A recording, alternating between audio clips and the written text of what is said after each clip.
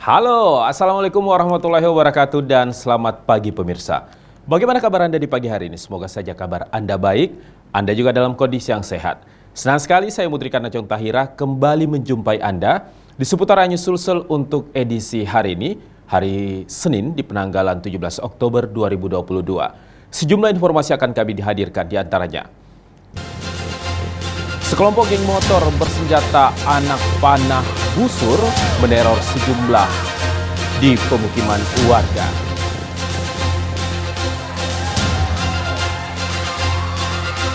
Pengendara motor berboncengan tewas di tempat usai tertabrak mobil minibus. Sejumlah dinding, pintu hingga kendaraan dinas milik Polres Luwu dicoret oleh anggota polisi. Dan berikut informasi kami selengkapnya bersama saya, Dana Chong.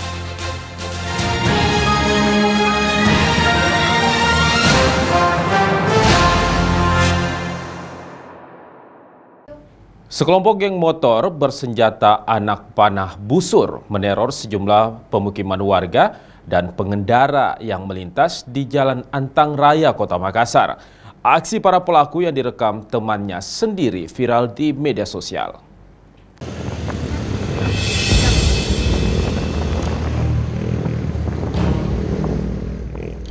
Aksi sekelompok anggota geng motor saat meneror pemukiman warga dengan anak panah busur di Jalan Antang Raya di Kota Makassar viral di media sosial.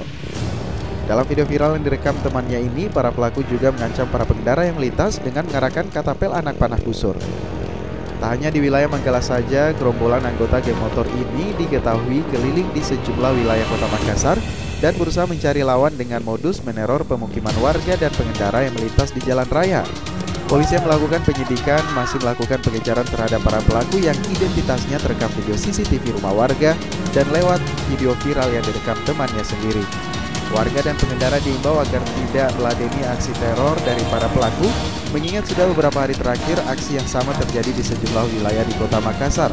Polsek Manggala juga akan intens patroli di atas jam rawan terjadinya perang kelompok antar warga. Antisipasinya terkait dengan kejadian ini, saya minta kepada seluruh warga untuk tidak terprovokasi atau melayani daripada kelompok motor yang sering meresahkan warga ini. Karena bagaimanapun warga dengan geng motor ini sepertinya dia itu tujuannya untuk menakut-nakuti mereka. Tetapi pada saat kejadian kemarin itu tidak ada korban jiwa atau material. Tetapi dalam hal ini kami dari Polsek Manggala sudah antisipasi. Dari Makassar, Yol Yusfin, iNews melaporkan. Diduga sang sopir dalam kondisi mengantuk dan tidak fokus saat berkendara. Sebuah truk molen ringsek di bagian depan ini setelah menabrak pagar beton pembatas jalan tol di Jalan Poros Mandai. Meski kecelakaan ini tidak menimbulkan korban jiwa, namun evakuasi sang sopir berlangsung dramatis.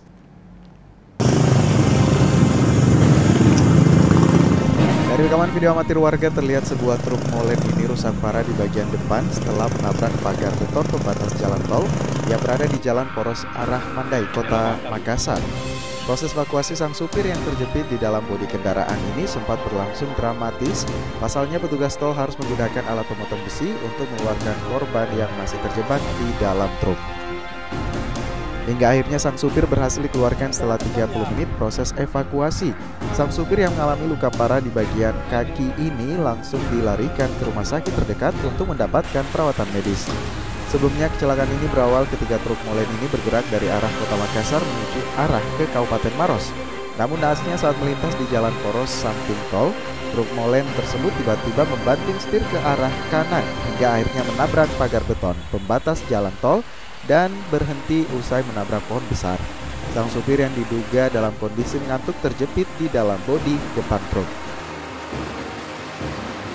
Terjepit sempat susah deh untuk dievakuasi karena sebagian badan itu terjepit dari pada mobil juga. Yang terjepit itu siapa Pak? Penumpang atau? Sopir. Oh sopir ya Pak? Sopir. Dia dari mana Pak? dari Tanjung membongkar. Ini sudah kosong ini anunya. Muatannya. Muatannya Pak. Sampai bisa tabrak ini pagar tol ini gimana ceritanya Pak? Mungkin katanya pengaruh ngantuk. Meski tidak ada korban jiwa dalam kecelakaan ini, namun truk molen mengalami rusak parah di bagian depan truk. Sementara itu, kasus kecelakaan tunggal ini masih ditangani unit pelayanan lalu lintas Polrestabes Makassar. Dari Makassar, Wahyu Ruslan, iNews melaporkan. Pemirsa, kecelakaan maut terjadi di Jalan Sungai Sadang, Kota Makassar. Pengendara motor berboncengan tewas di tempat usai tertabrak mobil minibus yang melaju dengan kecepatan tinggi. Keluarga korban histeris saat melihat anggota keluarganya tewas di tempat.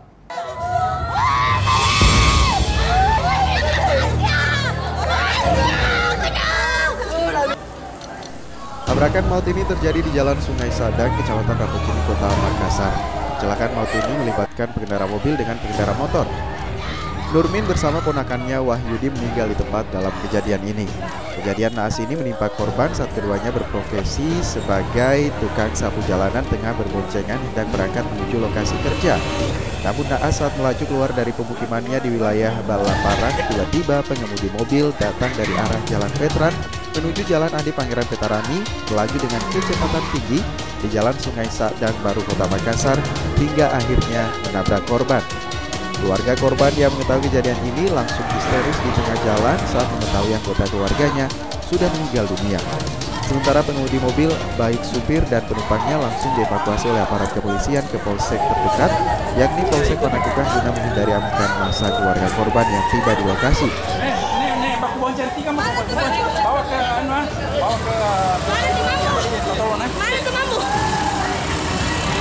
Kami mengamankan suatu kejadian, yaitu laka lantas yang terjadi di Jalan Sungai Sadang, di mana laka lantas ini menimbulkan adanya korban, di mana kecelakaan antara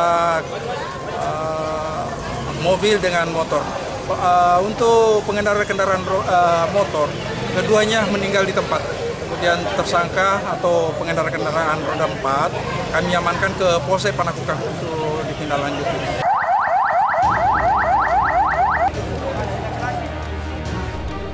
Usai kejadian ini, unit Laka Lantas Polrestabes Makassar bersama Satuan Sabara langsung melakukan olah TKP dan mengevakuasi kedua jenazah korban ke Rumah Sakit Polri Bayangkara, Kota Makassar untuk proses visum dan kepentingan penyidikan.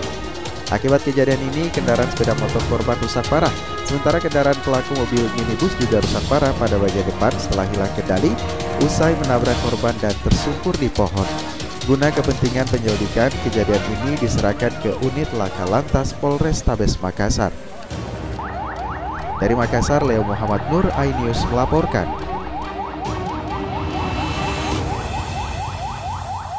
Pemirsa, Partai Persatuan Indonesia Perindo di Sulawesi Selatan menempati urutan ke-9 dengan tingkat elektabilitas 1,2%.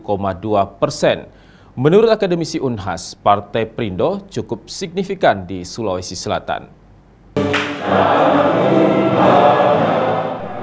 Partai besutan Haritanu Sudibjo, Partai Persatuan Indonesia Perindo berdasarkan survei elektabilitas yang dirilis oleh Lembaga Riset dan Survei Integritas ID Celebes memiliki tingkat elektabilitas 1,2% di Sulawesi Selatan. Elektabilitas Partai Perindo berada di atas sejumlah partai seperti PKB, PSI, dan Hanura.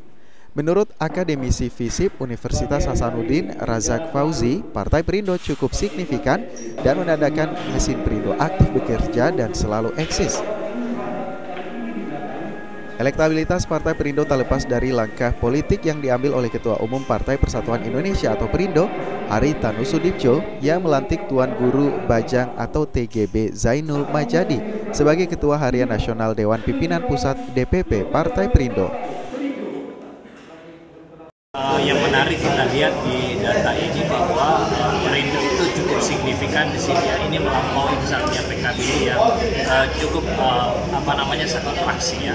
Nah, itu menandakan bahwa Perindo ini mesinnya masih jalan ya, dan memang kita lihat bahwa salah satu variabel kenapa Perindo ini cukup signifikan di Sulawesi Selatan ini karena memang mesinnya yang membentuk itu masih aktif sampai sekarang. Misalnya ada Sanusi Ramadan sebagai ketua wilayah yang cenderung masih memiliki basis ya di tingkat kota dan kabupaten, dan itu terus signifikan. Bahkan ada beberapa kursi di DPRD kabupaten. Tetapi memang yang perlu kita lihat bahwa salah satu hal yang sangat mendorong partai itu kalau dia terus bergerak ya. Salah satu kunci dibanding partai-partai non-parlemen yang lain itu adalah Perindo ini masih selalu eksis, masih muncul, sehingga masyarakat melihat bahwa dia tidak menurun ya dalam dia selalu eksis, dan yang barangkali juga adalah dia selalu punya figur-figur baru ya, termasuk dalamnya terakhir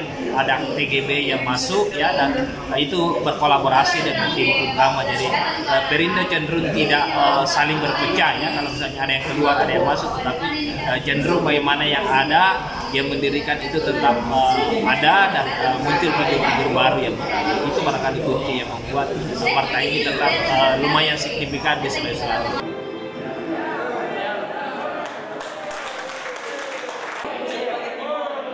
Menuju pemilihan umum 2024, seluruh pengurus dan kader Partai Perindo akan bekerja keras untuk meraih target. Tuan Guru Bajang atau TGB Zainul Majadi menargetkan Partai Perindo mampu meraih 60 kursi di DPR RI. Begitu pula dengan pengurus DPW Perindo Sulawesi Selatan di bawah pimpinan Sanusi Ramadan yang menargetkan 1 dapil 1 kursi. Partai Perindo ingin mewujudkan Indonesia sebagai negara bersatu, berdaulat, adil dan makmur berlandaskan Pancasila.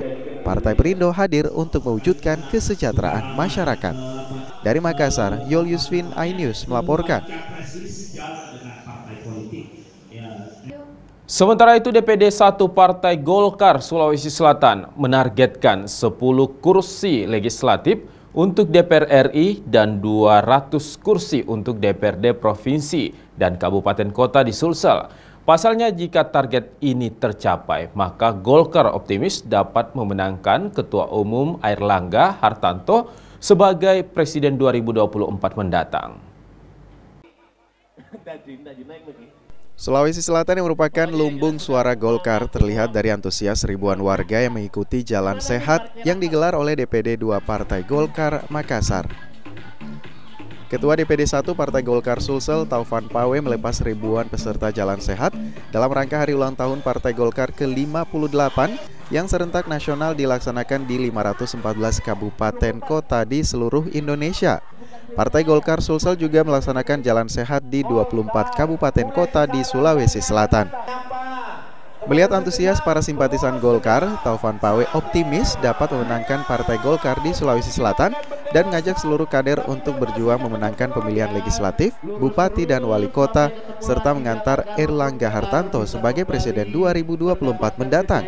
Taufan Pawe juga menegaskan kepada seluruh kader Golkar untuk berjuang khususnya di Makassar dengan menjadikan Munafri Arifuddin sebagai wali kota Makassar 2024 mendatang. Pasalnya, jika Golkar menang di Makassar, tidak akan kesulitan bagi daerah lain sebab Makassar adalah barometer perpolitikan di Sulawesi Selatan.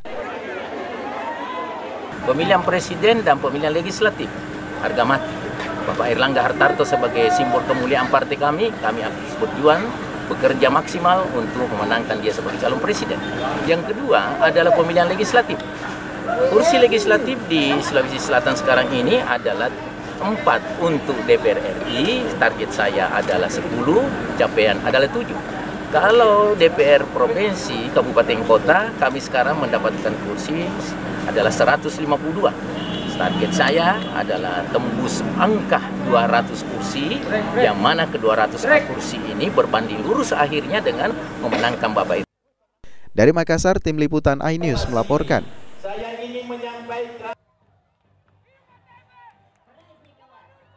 Kemunculan ular piton sepanjang 7 meter hebohkan warga di Jalan Jenderal Sudirman, Kota Parepare. Informasinya akan kami hadirkan sesaat lagi.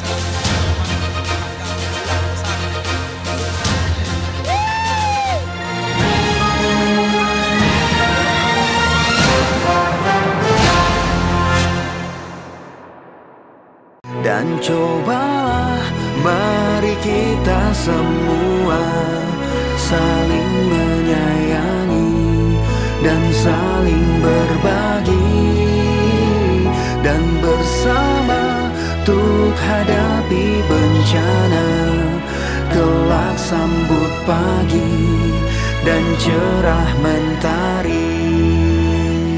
Dan cobalah mari kita semua saling menyayangi dan saling berbagi, dan bersama untuk hadapi bencana, kelak sambut pagi dan cerah mentari.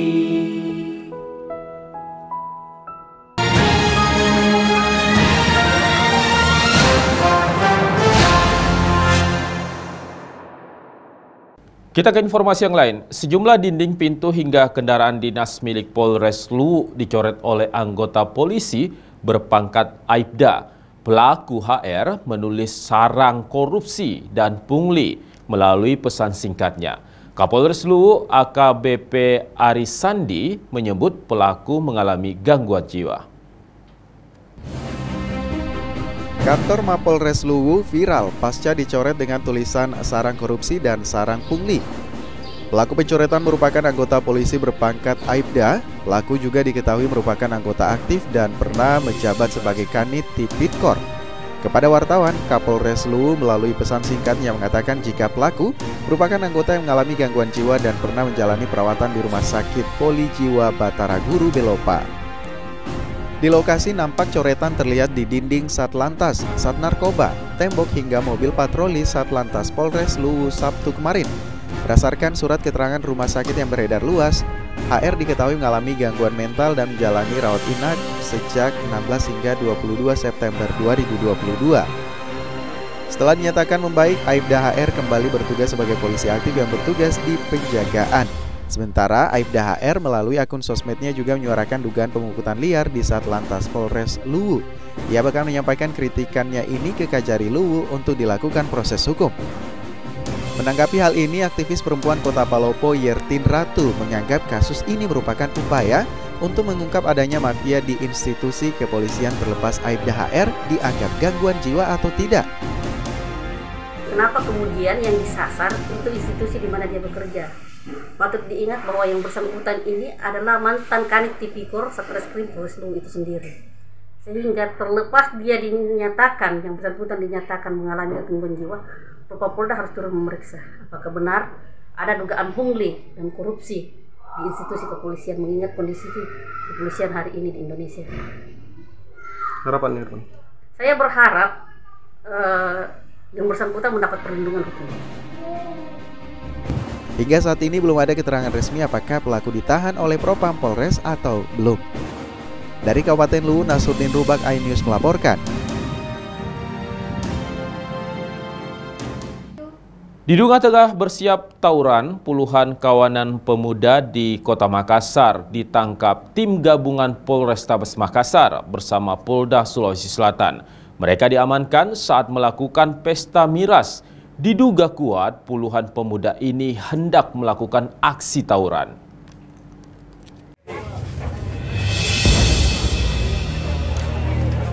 Tim gabungan Polrestabes Makassar bersama Polda Sulsel menggelar patroli antisipasi aksi kejahatan jalanan di Kota Makassar, berhasil menangkap puluhan pemuda di Jalan Adi Tonro, Kecamatan Tamalate, Kota Makassar saat melakukan pesta miras tradisional jenis balo. Saat melihat kedatangan petugas, puluhan pemuda ini pun tak dapat berkutik lantaran para pemuda ini diduga dalam keadaan mabuk.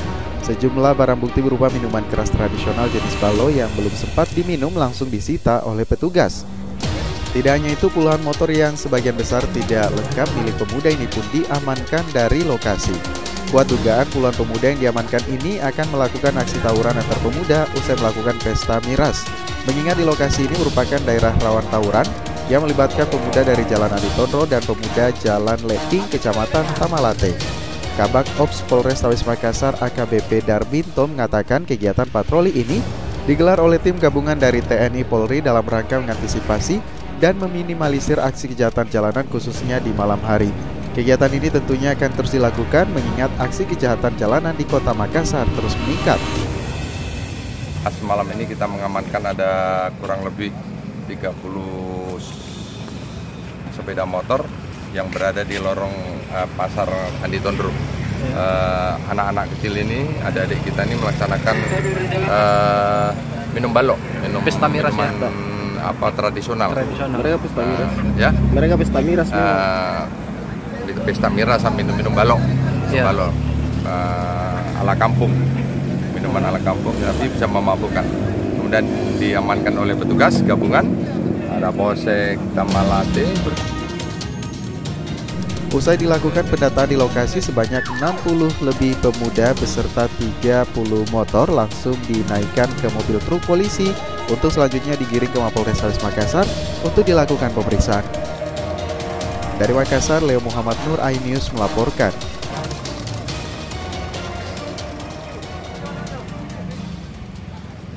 Sedikitnya 50 pemuda dengan latar belakang agama, suku dan budaya yang berbeda akan menjadi agen dalam menyebarkan cinta kasih dan toleransi antar umat beragama di Indonesia. Para pemuda ini akan mencegah potensi konflik diskriminasi dan pembedaan melalui kegiatan positif untuk perdamaian Indonesia, khususnya di Sulawesi.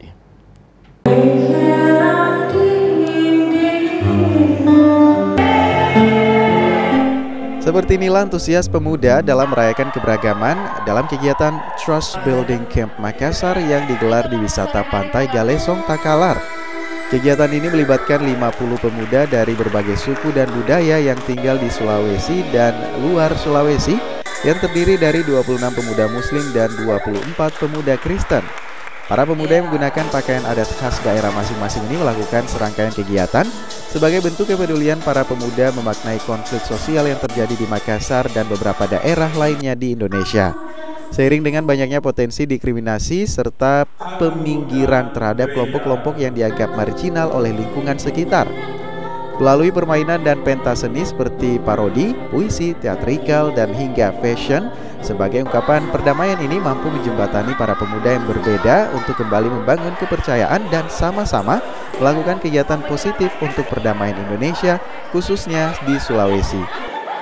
Yang mendasarnya adalah satu, banyaknya narasi-narasi kekerasan, fitnah dan hoax, terutama anak-anak muda yang menjadi bagian dari kekerasan. Yang kedua, kita mau menjadikan program ini sebagai ruang perjumpaan antara Muslim dan Nasrani, teman-teman muda Muslim Nasrani, untuk bisa saling mendengarkan satu sama lain dan menceritakan apa saja yang menjadi luka dari mereka dan menemukan pemulihan baru sehingga mereka bisa menemukan satu cerita dan narasi baru untuk perdamaian di Makassar. Dan saya bisa ketemu dengan teman-teman agama yang berbeda-beda dan suku berbeda-beda, bahasa berbeda-beda, itu semuanya karena anugerah Tuhan. Ya. Jadi di sini saya mendapatkan banyak hal dan sejujurnya sebelumnya saya belum pernah ketemu dengan berjumpa dengan teman-teman agama lain dan terutama teman-teman agama Muslim. Harapannya dengan adanya kegiatan-kegiatan seperti ini, dengan memperjumpakan pemuda yang kemudian punya latar belakang memprasangkai atau bahkan kelukaan atau bahkan kebencian, dengan adanya kegiatan ini akhirnya luka itu disembuhkan. Nah, dengan begitu kami harap bahwa tidak akan ada lagi kejadian-kejadian ataupun konflik-konflik yang memicu perseteruan antar umat beragama, karena kita sudah saling mengerti, kita sudah saling memahami, dan yang jauh lebih penting kita mengedepankan persaudaraan. Menjelang momentum Hari Sumpah Pemuda 28 Oktober, antusias pemuda yang tergabung dalam Mahabba Institute for Peace and Goodness bersama Initiative of Change Indonesia ini diharapkan dapat menjadi agent of peace atau agen perdamaian yang menyebabkan cinta kasih dan toleransi di Indonesia. Dari Makassar, tim liputan iNews melaporkan. Pemirsa, Pemkot Makassar serahkan 53 unit pemadam kebakaran motor atau damtor yang diperuntukkan untuk 15 kecamatan di Kota Makassar. Damkar motor ini menjadi alternatif pertolongan pertama kebakaran yang kerap terjadi di wilayah di Kota Makassar yang sulit diakses mobil kebakaran. Terima kasih. Lebih dan kurangnya mau dimaafkan. Laporan Komandan Upacara. Sebanyak 53 unit Damtor diserahkan oleh pihak pemerintah Kota Makassar di Mako Damkar Makassar. Damtor ini disebut sebagai bagian dari sistem penanggulangan kebakaran mulai dari pemadam kebakaran lorong.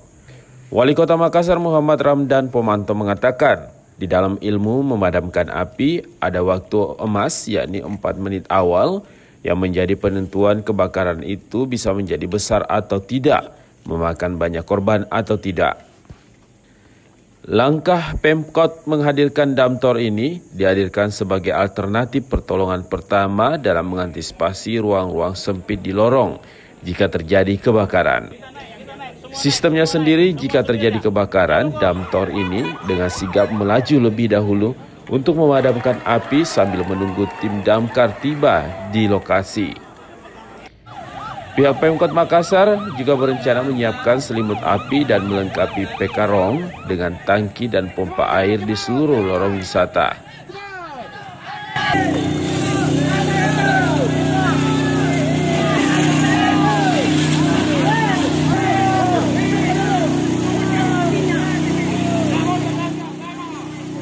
Untuk pengoperasian Damtor, Wali Kota Makassar melibatkan relawan-relawan damkar yang berasal dari Batalion 120 yang sudah terbina agar mereka bisa berdaya guna memaksimalkan energinya dalam menjaga kota ini.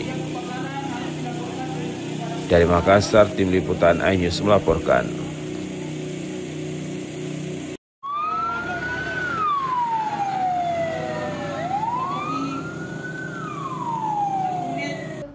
Kemunculan ular piton sepanjang 7 meter hebohkan warga di Jalan Jenderal Sudirman, Kota Parepare. Evakuasi ular piton ini terjadi dramatis karena petugas bersama warga dibuat kesulitan saat hendak menangkap ular yang naik ke atas pohon ini.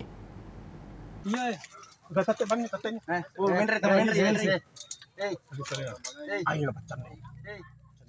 Beginilah suasana evakuasi seekor ular piton sepanjang 7 meter di Jalan Jenderal Sudirman, Kota Parepare.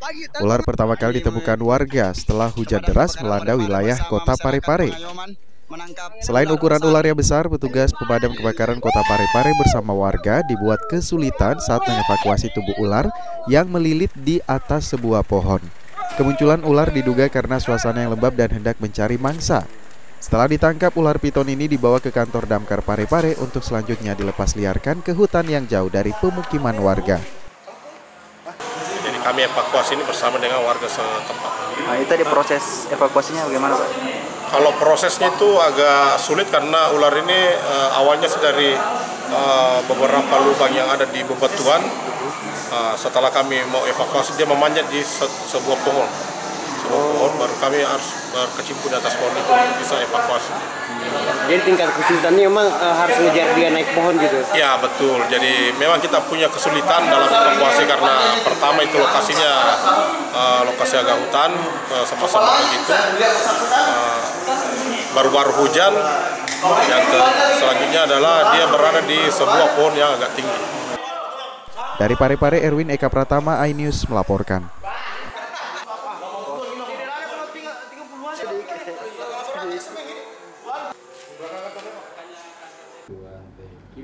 Pemirsa, informasi tadi sekaligus mengakhiri perjumpaan kita di seputar iNews Sulsel untuk edisi hari ini.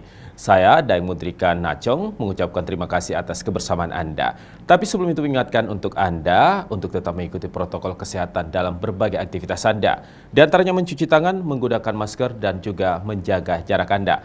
Terima kasih. Wassalamualaikum warahmatullahi wabarakatuh. Sampai jumpa. Salam kita pada salam.